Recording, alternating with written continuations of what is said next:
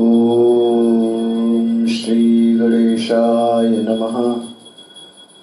ओम श्री सरस्वती नमः। ओम श्री गुरुभ्यो नमः।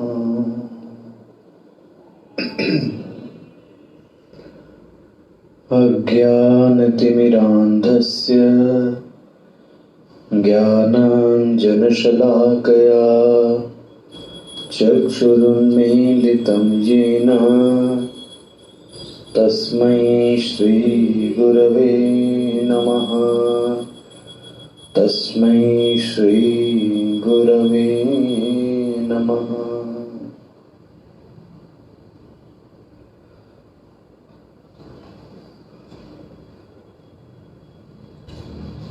तो कल 5वें अध्याय की भूमिका में प्रस्तुत कर रहा था।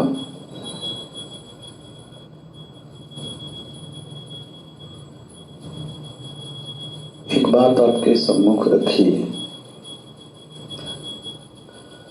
कि यदि हम साधना के पथ पर हैं और हम साधक कहलाते हैं तो जीवन में कोई ना कोई लक्ष्य जरूर होना चाहिए।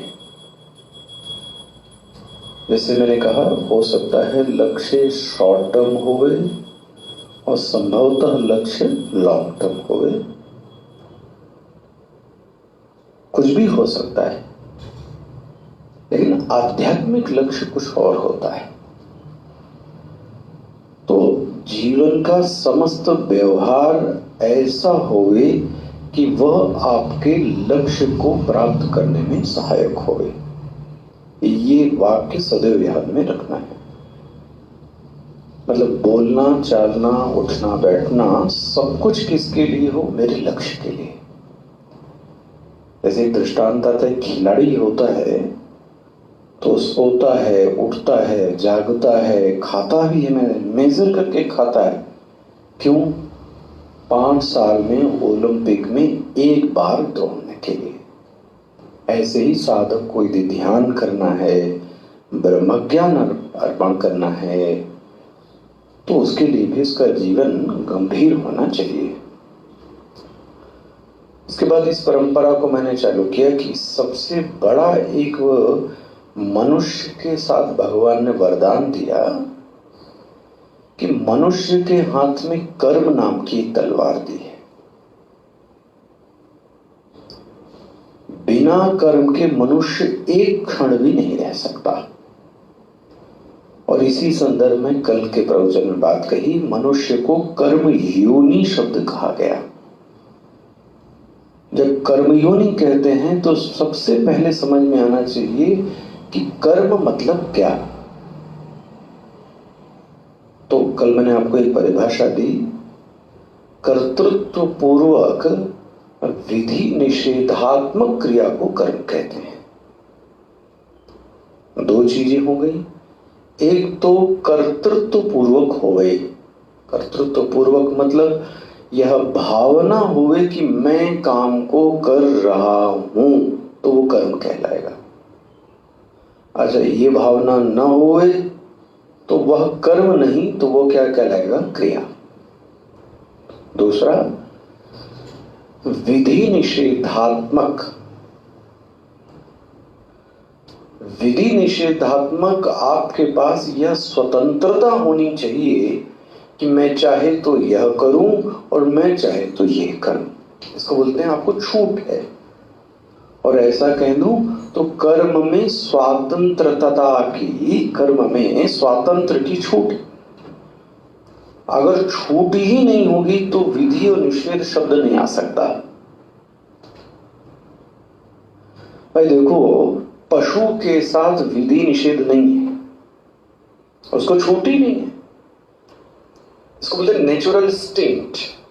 जैसा प्रकृति ने बनाया है वो वैसा ही करेगा। लेकिन मनुष्य के साथ एक छूट दी गई कि मनुष्य चाहे तो विधि करे और चाहे तो क्या करे? निषेध करे। भाई मैं इस जीवन में विधि का पालन करूं कि मैं इस जीवन में निषेध का? छूट है। आप विधि का कीजिए, निषेध। विधि मतलब डू, निषेध मतलब डोंट। गृहस्थ हैं तो गृहस्थ के धर्म का पालन, और गृहस्थ के धर्म का पालन ना करना, कुछ और करना, एक्स्ट्रा मैरिटल अफेयर होना, पत्नी की रक्षा न करना, घर की ओर ध्यान न देना, तो इसका मतलब गृहस्थ जीवन ठीक नहीं है। तो ये तो निषेध हुआ। मनुष्य के साथ ये दोनों छूट है कि चाहे वह विधि कर ले और चाहे वह निषेध कर ले। इतनी बात मेरे ख्याल से कल स्पष्ट हो गई। और आखिरी बात इसमें कह दूं, एक दृष्टांत बहुत सुंदर हमारे स्वामी जी ने कभी दिया था। एक चित्र ऐसा पैदा करें कि एक खेत में एक किसान दो बैलों के साथ जोत रहा है। तो अब क्या हो रहा है, बैल भी चल रहा है और किसान भी चल रहा है। शायद बैल ज्यादा मेहनत कर रहा होगा, किसान भी चल रहा है। लेकिन आपको पता है, बैल के चलने को कर्म नहीं कहते, किसान के चलने को कर्म कहते हैं। पता नहीं आपका ध्यान इस अंतर की ओर गया नहीं गया। बैल के चलने को कर्म नहीं कहते, लेकिन किसान के चलने को कर्म कहते हैं। क्या अंतर हो गया, सोचो आप। अंतर क्या हो गया? बैल को कोई स्वतंत्रता नहीं है, अगर जोत दिया तो चलना ही है। किसान के पास चलूं न चलूं, बैठ जाऊं, किसान के पास बड़ी स्वतंत्रता है। दौड़ूं, बैल की अपनी एक स्पीड होगी। बैल का चलना कर्म नहीं कहलाता, लेकिन किसान का जो चलना है वो कर्म कहलाता है। तो एक बात तो परिभाषा आपके मस्तिष्क में स्पष्ट हो जावे, कर्तृत्व पूर्वक विधि निषेधात्मक क्रिया को क्या कहते हैं? कर्म कहते हैं। स्पष्ट हो गई ये बात? अच्छा, और अब जो इनवॉलेंट्री एक्शन है, जैसे रक्त बहना, पसीना आना, सांस चलना, इनवॉलेंट्री एक्शन मतलब प्रकृति द्वारा चल रहा है, इसको क्या बोलते हैं? इसको बोलते हैं क्रिया। हो गया ना? अच्छा, अब और आगे चलते हैं। मैंने दो शब्द प्रयोग किए, एक शब्द प्रयोग किया विहित शब्द और एक प्रयोग किया निषिद्ध। थोड़ा इस पर ध्यान दे लीजिए। हर व्यक्ति के जीवन में ये दोनों चीजें होंगी। ऐसा कोई व्यक्ति नहीं है जिसके जीवन में ये दो चीजें ना हो। थोड़ा सा सोच के लाइए, कौन ऐसा व्यक्ति है जिसके जीवन में दो चीजें ना हो? अब इसका कारण ये है कि हम इन्हीं चार खांचों में ही होंगे। यही हमारे जीवन के विहित को बनाती हैं, यही हमारे जीवन के निषिद्ध को बनाती हैं। भाई, या तो हम ब्रह्मचर्या में हैं, या तो गृहस्थ में हैं, या तो वानप्रस्थ में हैं, या तो संन्यास में हैं, या तो ब्राह्मण में हैं, या तो क्षत्रिय में हैं, ये तो वैश्य में है, ये तो शूद्र में है। आखिर कौन हमारे कर्म को कहेगा कि ये विहित है और कौन ये कहेगा कि ये निषिद्ध है? और आपको एक बात बड़ी अजीब सी बोलूं, किसी व्यक्ति को ये अधिकार नहीं दिया गया। आपकी चीजों को डिसाइड करने का कार्य कोई व्यक्ति नहीं कर सकता, कोई व्यक्ति नहीं कर सकता। इसी आप भगवत गीता में पढ़ेंगे, कौन है जिसकी बात को मैं मानूं? व्यक्ति की बात को इसलिए मुझे कभी लगता है, कभी वो लोभ में आ जाए, कभी काम में आ जाए, उसकी बुद्धि फिर जाए तो व्यक्ति प्रमाण नहीं। तस्मात् शास्त्रम प्रमाणम ते कार्य अकार्य व्यवस्थित। हमारे लिए जो प्रमाण है, किस चीज में क्या करूं और क्या न करूं, इसके लिए जो प्रमाण है वो कौन है? शास्त्र है। तो हमें क्या करना चाहिए ये कौन बताएगा? शास्त्र। शास्त्र के पास जब जाएंगे तो शास्त्र आपसे पूछता है क्या है तुम्हारा जीवन, ब्रह्मचर्य, गृहस्थ, वानप्रस्थ, संन्यास या ब्राह्मण, क्षत्रिय, वैश्य, शूद्र। आपके जीवन की रूपरेखा बन जाएगी। तो दो फील्ड हो गए, एक विधि, एक निषेध। इन दोनों को बताने वाला जो है वो है आप क्या बन के सोचते हो, क्या हैं आप। कुछ तो होंगे, ब्राह्मण, क्षत्रिय, वैश्य, शूद्र, गृहस्थ, वानप्रस्थ, संन्यास, कुछ तो होंगे बस। और इसी परंपरा को और आगे बढ़ाऊं।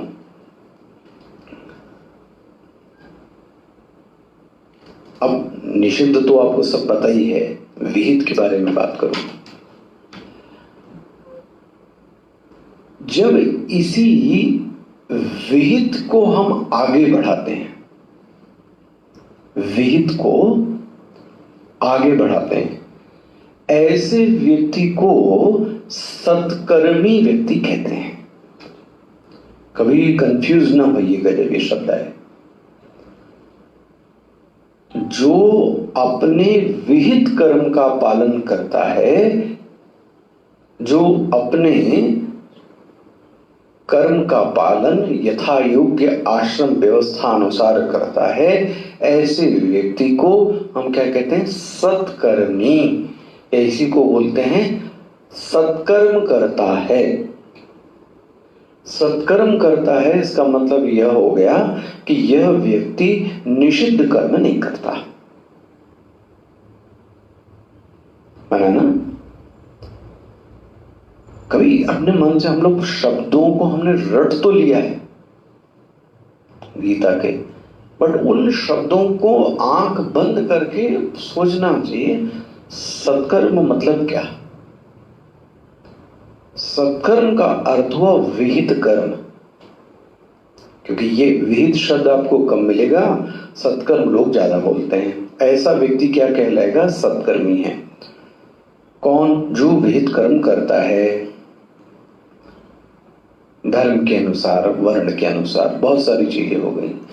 तो जो अपने कर्तव्य का पालन करता है, ऐसे व्यक्ति को सत्कर्मी व्यक्ति करते हैं, सत्कर्मी व्यक्ति कहते हैं। अच्छा, और आगे थोड़ा सा, अगर कोई व्यक्ति सत्कर्म ही करता है, मान लें समाज में ऐसे लोग मिलते हैं जो लोग बोलते हैं कि बहुत अच्छे काम करते हैं और करते भी, मतलब ये सत्कर्मी व्यक्ति है। अच्छा, सत्कर्मी व्यक्ति का करने का फल क्या प्राप्त होगा? सोचें, जो बहुत ज्यादा सत्कर्म करता है उसको क्या फल प्राप्त हो सकता है?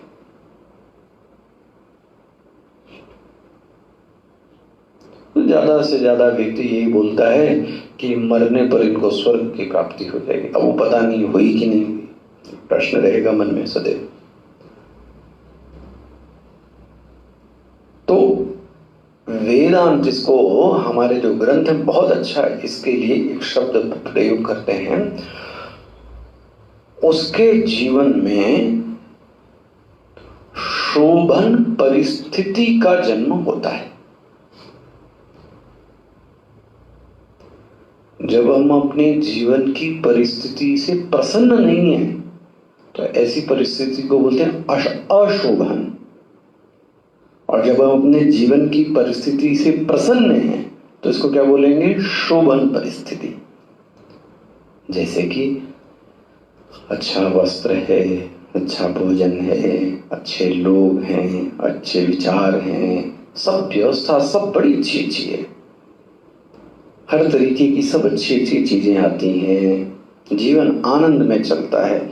इसका मतलब इस व्यक्ति के जो आसपास का वातावरण है कैसा है, शोभन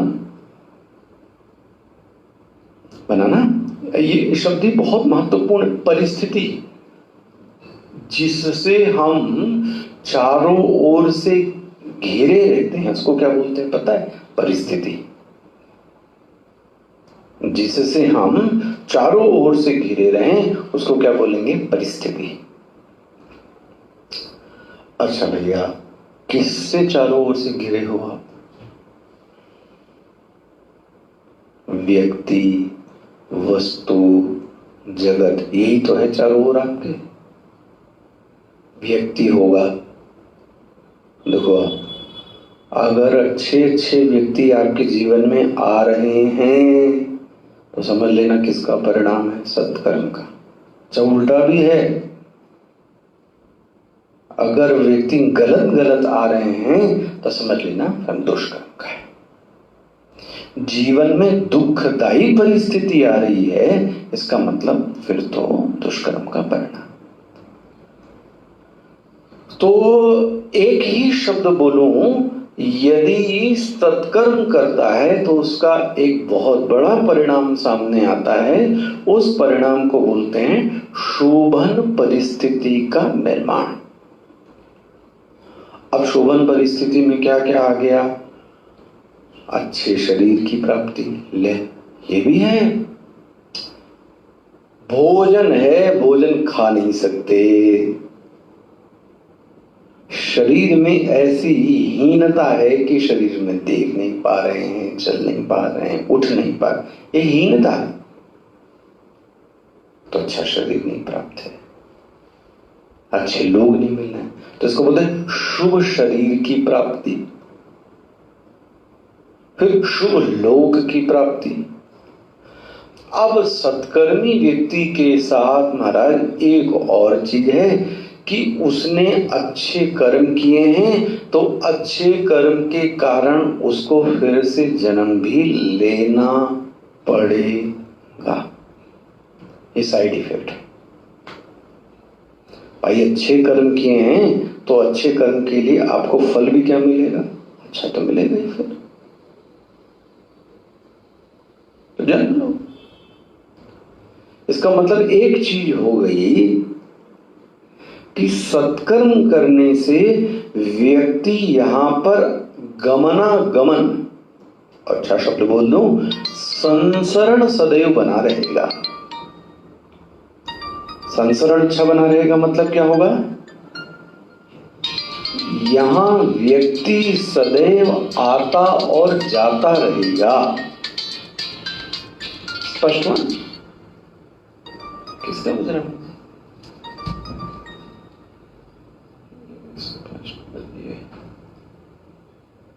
व्यवस्था दूसरी देखो ही ऐसा कुछ। तो उस सत्कर्म का यह परिणाम होगा कि व्यक्ति का गमनागमन होता रहेगा, बार बार आता जाता रहेगा वो व्यक्ति। ऐसा बहुत बड़ा चीज हो गई, मतलब बार बार हमको क्या लेना पड़ेगा, जन्म लेना पड़ेगा। अब यहीं से श्रीमद् भगवद गीता प्रारंभ होती है। कहां से, ध्यान रखना, सत्कर्म क्या करेंगे गीता नहीं बताएगी। इसके लिए तो बहुत धर्म शास्त्र है, इसको बोलते हैं ना, एक धर्म शास्त्र है, एक अध्यात्म शास्त्र है। तो आपको क्या क्या करना चाहिए, तो एकादशी का व्रत होवे तो अच्छा सा परोपकार होवे, इसके लिए बहुत सारे लोग हैं बताने, एक गीता नहीं बताएगी आपको। गीता यहां से प्रारंभ होती है, कहां से, जब व्यक्ति के जीवन में सत्कर्म प्रारंभ हो जाता है। लेकिन सत्कर्म के साथ एक साइड इफेक्ट क्या आ गया कि व्यक्ति को बारंबार यहां जन्म लेना पड़ता है। अच्छा, एक और चीज आपसे बोलूं, उसको बुरा नहीं लगना चाहिए। बहुत ज्यादा जो सत्कर्मी व्यक्ति होते हैं, हम कुछ गलत नहीं करते ऐसा मन में रहता है, ऐसे व्यक्तियों को अभिमान भी आता है। क्या कहा जाए, अभिमान किस बात का? अपने सत्कर्म का। अब आए थे हरिभजन को, ओटन लगे कपास। भाई कई लोगों को मैं ऐसा देखता हूं, अपने नियम का, अपने व्रत का, और मैं ऐसा ही, इस चीज का अभिमान हो जाता है। तो ये भी अभिमान ही तो है। आप दूसरों को नीचा देखते हो अपनी नजर में, ये भी गलत है। बोले आप कहना क्या चाहते हैं? मैं कहना चाहता हूं, व्यक्ति का अभिमान सत्कर्म से नष्ट नहीं होता है। उल्टा हो जाता है कि व्यक्ति का अभिमान और क्या हो गया, बढ़ जाए। और आपको पता है, यदि किसी का अभिमान बढ़ जावे तो संत लोग बोलते हैं किसी दुश्मन की आवश्यकता नहीं है। फिर तो कोई दुश्मन की आवश्यकता, मतलब अभिमान आ गया तो फिर नाश की ओर व्यक्ति चलेगा। स्पष्ट हो गया ना भाई? विधि से सत्कर्म बन गया, और सत्कर्म से ही व्यक्ति को अभिमान का जन्म हो गया।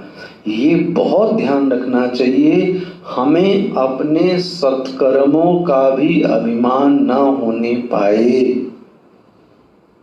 हमारे स्वामी जी तो इसको ऐसा बोलते रहे, कई बार विनम्र व्यक्तियों को अपनी विनम्रता का अभिमान हो गया। विनम्र व्यक्ति को अपने विनम्र का अभिमान हो गया, ज्ञानी व्यक्ति को अपने ज्ञान का अभिमान हो गया, तो अभिमान तो आ ही गया। और जैसे ही व्यक्ति से अभिमान होता है तो फिर तो गलतियां तो चालू हो जाती हैं। ऐसा बोलते हैं संत लोग, अभिमानी व्यक्ति बहरा हो जाता है। ये संतों की कही बात बड़ी, अब देखो बोल तो दिया उन्होंने, बहरा होता है। फिर मैंने कई बार सोचा कि स्वामी जी ने ऐसा क्यों बोला कि बहरा होता है। वो दूसरे को सुनना नहीं चाहता, ये अभिमान की निशानी है। बहुत बड़ी बात है।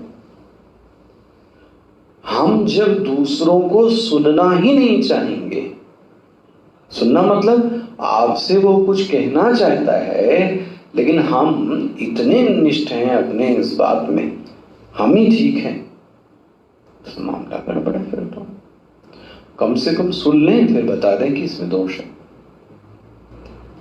जैसे जप, तप, ज्ञान, और दूसरों को बोले ही ना देना, इसका मतलब ही कौन सी बीमारी आ गई है, अभिमान। कोई कोई नहीं ना, कोई कोई किसी किसी के मन में रहता है अभिमान। कोई जरूरी थोड़ी ना भाई वो बोले ना बोले, लेकिन अभिमान भरा पड़ा है। तो सत्कर्म होने का भी अभिमान हो गया ना। और जहां अभिमान चढ़ गया, ध्यान रखना, वहां से पतन आपका क्या हो गया, प्रारंभ हो गया। स्पष्ट हो गया ये? अच्छा भाई, फिर ऐसा व्यक्ति न शास्त्र की सुनता है न समाज की सुनता है। अब मैंने क्या कहा, यहां से स्पिरिचुअल एक ग्रोथ स्टार्ट होती है। कहां से? यहीं से। सत्कर्म से व्यवस्था नहीं बनी, देखो जी। तो एक साधक से इसे कहा, तो कहता फिर क्या करूं, सत्कर्म को छोड़ दूं? अगर उसने सत्कर्म को छोड़ा मान लें, तो फिर क्या करेगा? तो बचा क्या? दुष्कर्म। तो और गया पानी में। तो अगर सत्कर्म करे तो अभिमान रहता है, सत्कर्म को छोड़ दे तो और गहरे। तो क्या करे? बस बस बस, भगवत गीता कहती है, यहीं से मेरा विषय प्रारंभ हो जाता है। सत्कर्म के साथ एक चीज यह जोड़ लें, सत्कर्म सदैव समर्पित होना चाहिए। मैं इस विषय को ही आना चाहता था। सत्कर्म सदैव समर्पित होवे, दुष्कर्म नहीं। जो अच्छा काम करें उसको क्या कर दें, तो व्यमेव समर्पयम, ये मैं आपको क्या करता हूं, समर्पित करता हूं। जैसे कि मान लीजिए आपको ज्ञान है। अब ज्ञान के साथ देखो क्या होता है, अगर यह अभिमान आने लगा कि मेरे कितने सारे शिष्य और कितने लोग सुनते हैं, क्या सब सुख सुविधा है और सब, और ये मैंने कितनी मेहनत से अर्जित किया, मैं इतना अच्छा बोलता हूँ, मैं इतना अच्छा पढ़ता हूँ। ध्यान रखना, धीरे से अभिमान क्या कर गया, प्रवेश कर गया। तो क्या करें, यह जो सब कुछ है यह उस गुरु के कारण है। अज्ञान तिमिरांधस्य ज्ञानांजन शलाकया चक्षु उन्मीलितम् येन। मैं तो अंधा ही था, मैं तो अज्ञानी ही था, मेरे जीवन में कोई एक गुरु आया, उस गुरु ने ही मेरे आंखों में अंजन लगाया है। ये अनुभूति सदैव रहेगी। वह सत्कर्म कभी अभिमान को जन्म नहीं देगा। सदैव ये याद रखने वाली बात है। रात में भी मैं महाराज जी को सुन रहा था, वहां पर भी यही बात आई। समस्त कर्म हमारे स्वभाव में ही ऐसा हो जावे कि उसको क्या कर दें, समर्पित कर दें। बहुत सुंदर सरल बात सुनिए। हर संत की अपनी वाणी का प्रभाव होता है। जैसे बोले कि सो के उठो तो उठते ही धरती माता के पैर छू लो, आपके कारण अब मैं चल पाऊंगा। किसको याद कर लिया? जैसे ही नहाने गए, गंगा सरस्वती सिंधु कावेरी नदियों का स्मरण कर लिया। वस्त्र, ओहो ये दिव्य मालांबरधरम, ये जो आपने दिया है वस्त्र भगवान, ये आपको पता है साधुओं की भाषा में वस्त्र भगवान कहते हैं। वस्त्र भगवान, आपकी कृपा से वस्त्र मिल गया। जब भिक्षा लेते तो अर्पित करते ही हैं।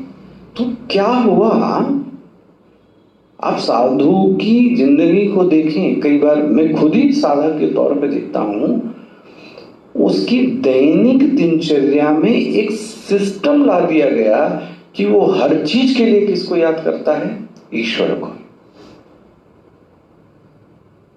आप देखो हम लोगों के मुंह से भी निकल हे भगवान, सिस्टम में ला दिया गया। हर चीज किसको याद करके की जाए, ईश्वर को। हर चीज बहुत सुलभ जीवन हो जाता है। ये जो याद नहीं करते, मैं ऐसा क्या बोलूं, कृतज्ञ लोग हैं जो, उन्हीं के जीवन में नैराश्य की स्थिति आती है। नैराश्य की स्थिति, ये जो डिप्रेशन और जो अवसाद जिसको आप कहते हैं, यह रोग तभी आता है जब हमको यह भान नहीं होता कि ईश्वर हमारे साथ में। ईश्वर हमारे साथ में होए तो हमें कितनी ऊर्जा का अनुभव होता है, कितने आशीर्वाद का अनुभव होता है। ये वही व्यक्ति है जो अभिमानी है। ये वही है जो ईश्वर को याद नहीं करता है। ये वही व्यक्ति है जिसने प्रत्येक क्रिया में ईश्वर को याद नहीं किया है। इसलिए अध्यात्म का पहली सीढ़ी आपसे निवेदन करूं कि सत्कर्म ईश्वर को समर्पित हो जावे। गीता की भाषा में इसको कर्म योग कहते हैं। आगे विषय गीता का जो कर्मयोग है वह कुछ और नहीं है, वह सत्कर्म अपना किसी को क्या कर दिया जाए, समर्पित कर दिया जाए। दुष्कर्म नहीं समर्पित करना है। ऐसा मत कर लेना महाराज, बहुत गड़बड़ हो जाएगा। महाराज जी, स्वामी अखंडानंद जी ऐसा बोलते थे, जो उपार्जित धन है, जिसको आपने क्या किया है, मेहनत से पैदा किया है, उपार्जित धन तो किसी को दे सकते हैं। अरे हमने 100 रुपए कमाए तो हम 50 रुपए किसी को दे सकते हैं, लेकिन हमने क्या कहा, नहीं हम समर्पित करेंगे। क्या? जो हमने नहीं कमाया, मतलब बोले हम तुमको सब लोन अपना क्या करते हैं, समर्पित कर देते हैं। वाह! अब लोन तुमने समर्पित कर दिया, वो तुमने तो कमाया नहीं था। तो देखो, अब बड़ी इच्छा जागी समर्पण की तो अपना लोन ही समर्पण कर दे कोई ना, ये छल नहीं चल सकता। जो आपने अर्जित किया है उसको समर्पण करना।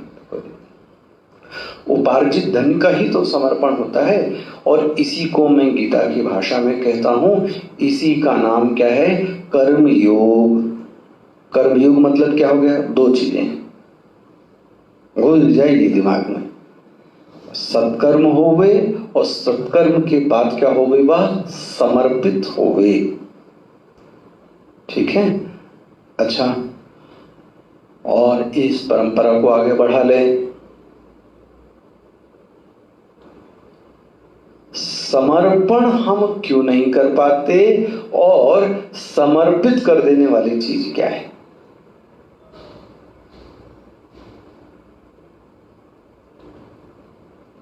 बोलो भाई भला, पढ़ाई किताबी बातें मत बताना। समर्पण जो एक शब्द हम लोगों ने सीखा, वो समर्पण कब होता है? कभी तो ऐसा लगता है महाराज कि व्यक्ति यदि प्रेम ना करे तो एक गिलास पानी भी दूसरे को नहीं दे सकता। सोच के देखो आप, एक गिलास पानी भी व्यक्ति दूसरे को नहीं देगा यदि उसके अंदर प्रेम की भावना ना हो, कोई काम नहीं करेगा आपके लिए। तो मुझे तो ऐसा स्वामी जी से बात समझ में आई,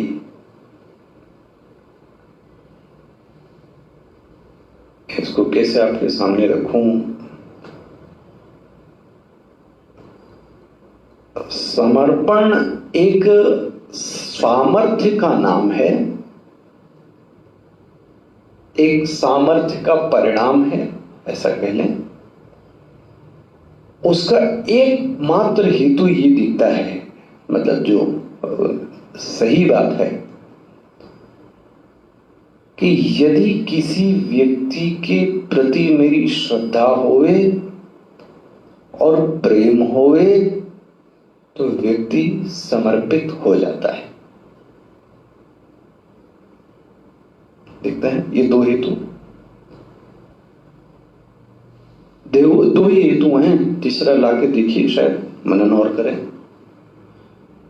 या तो व्यक्ति श्रद्धालु होवे, श्रद्धा में व्यक्ति समर्पण करता है, बहुत बड़ी सच्चाई, जीवन समर्पित करता है, अपनी सब चीजों को समर्पित करता है श्रद्धा के नाम पर। और वहीं कहीं उसके साथ प्रेम जुड़ा हुआ तो ओह वाह क्या बात है, जहां प्रेम है वहां पे भी समर्पण है। व्यक्ति अपनी हर चीज को दूसरों को क्या चाहता है, देना चाहता है। क्यों देना चाहता है? प्रेम के कारण। और अब कह लूं, समर्पण में श्रद्धा की वृत्ति भी होवे और प्रेम की वृत्ति भी होवे, इसी को भक्ति कहते हैं। कर्मयुग से किस पे आ गए? भक्ति युग पर। जब दो वृत्तियां आपस में मिली होवें कौन कौन सी? श्रद्धा भी होवे और प्रेम भी होवे। मुझे ऐसा इसलिए कहना है कि कभी कभी किसी के प्रति प्रेम नहीं होता, और कभी कभी ऐसा लगता है कि श्रद्धा मदन योग्य है, करता है, पर प्रेम जागृत नहीं। और विचार करना चाहिए, ऐसा मुझे भी लगता है। लेकिन ये दो वृत्तियों का परिणाम है, क्या कहेंगे इसको? भक्ति। अच्छा भाई, तो जीवन में अगर कोई श्रद्धेय आपके जीवन में है, बड़ी कृपा हो भगवान की, अगर कोई होवे, अगर जीवन में कोई श्रद्धेय होवे तो व्यक्ति उसके लिए समय भी देता है, वरना हर व्यक्ति बिजी है, कौन किसके लिए समय देता है? अपना समय देता है, अपना जीवन देता है, अपनी मेहनत भी करता है, धन भी देता है, बताओ, सब कुछ देता है, यहां तक कि और बोलते हैं प्रेम का सबसे बड़ा लक्षण है कि वो अपने कंफर्ट को भी क्या करता है? छोड़ देता है। उसके जीवन में जो कंफर्ट जोन बनी है उसको भी व्यक्ति छोड़ देता है। तब समझ लो आप प्रेम।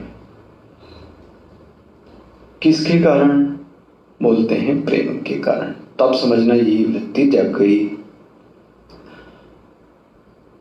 अब कोई एक जगह करे तो दूसरी जगह भी ऐसा करे, ऐसा देखने में नहीं आता, क्योंकि वहां समर्पण की वृत्ति नहीं है। तो कुल मिलाकर मैं आपसे क्या कहना चाहता हूं?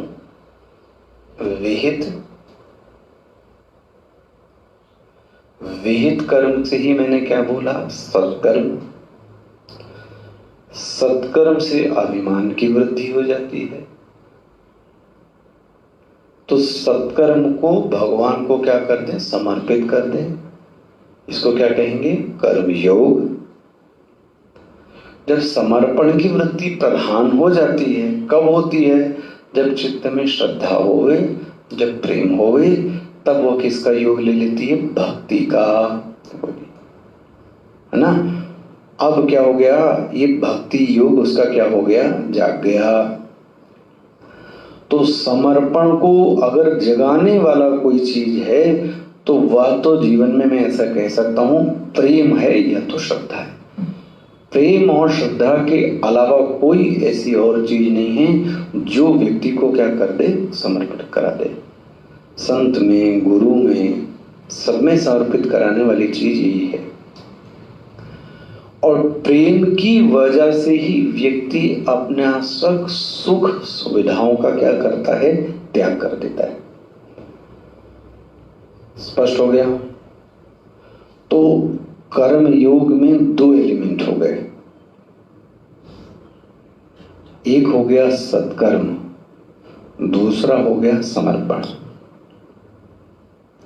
दोनों चीजें आसान नहीं दिखाई देती, कहना बड़ा आसान है, आप जीवन जिएंगे तो आपको इसकी कठिनाई समझ में आएगी। हो गया? अब इसके आगे बढ़ते हैं। अब इस क्रम के आगे बढ़ेंगे, वो बढ़ेंगे कल। ओम पूर्णमदः पूर्णमिदं पूर्णात् पूर्णमुदच्यते पूर्णस्य पूर्णमादाय पूर्णमेवावशिष्यते। ओम शांति शांति शांति। हरि ओम। श्री गुरुभ्यो नमः। हरि ओम।